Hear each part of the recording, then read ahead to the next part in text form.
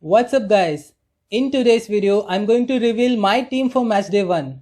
Now while picking this team, I have focused only on matchday 1 because the strategy is to use either the wildcard or limitless on matchday 2. So without further ado, let's take a look at the team.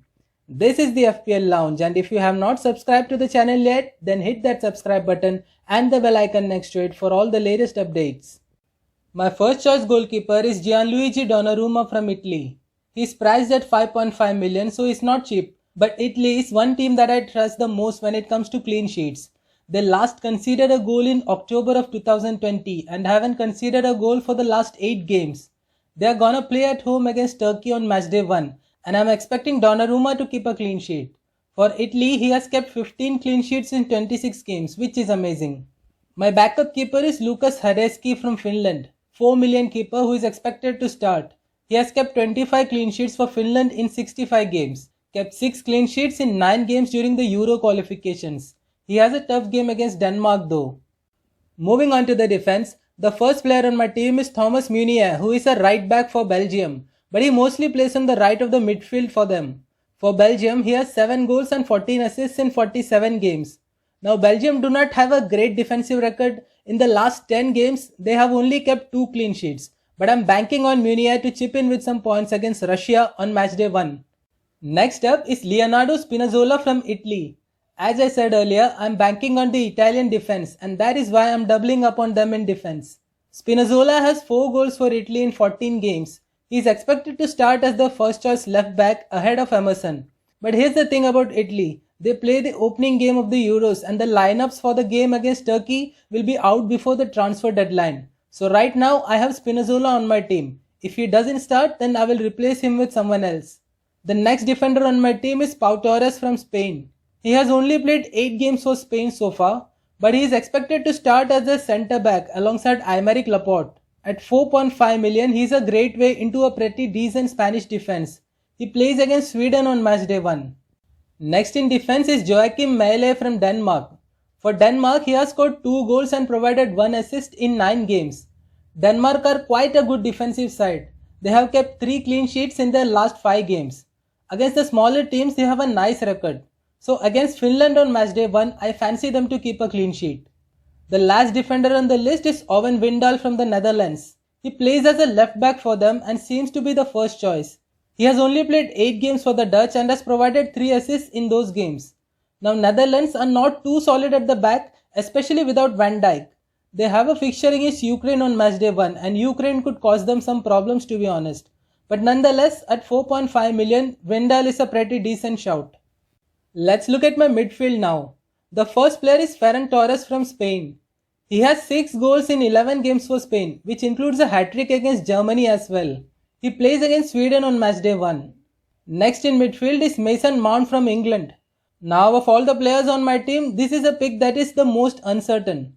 Initially I had Steven Berghuis from Netherlands in this spot, but he didn't start any of the recent friendlies, and so I had to look for other options. I have settled for Mount as of now, but I'm still not 100% sure about him. England's fixture against Croatia is not easy at all. The other options I have in mind are Malinowski, Shaqiri and Zielinski. I have also thought about Ryan Christie from Scotland, but I'm really skeptical about all of those players, to be honest. Let me know in the comments below your suggestions on this one. Next on my team is Lorenzo Insigne from Italy. He has been in great form for his club coming into the tournament, and I'm expecting him to carry forward that form for the national team as well. For Italy, he has 8 goals and 9 assists in 41 games. He plays the opening game against Turkey, and I'm expecting him to do well. Next on my team is Yusuf Yazici from Turkey. For the national team, he has 1 goal and 7 assists in 31 games. He could be one of the breakout stars of the tournament. Turkey have a pretty decent team as well. They do have a tough fixture on matchday 1 against Italy though. The last player in my midfield is Loic Nigo from Hungary. 4 million player who plays on the last day against Portugal, so he would mostly sit on my bench if everything goes well. Let's take a look at the forwards now, and first up we have Memphis Depay. He is the talisman for the Netherlands, and his recent performances for them have been amazing. 11 attacking returns in the last 10 games for the Dutch. His career stats for them include 26 goals and 23 assists in 64 games.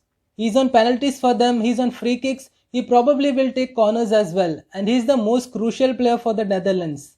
On matchday 1, they face Ukraine, which is quite good. Next up is Romelu Lukaku from Belgium. Belgium are one of the favourites to win the Euros, and who better to go for than their all-time leading goal scorer.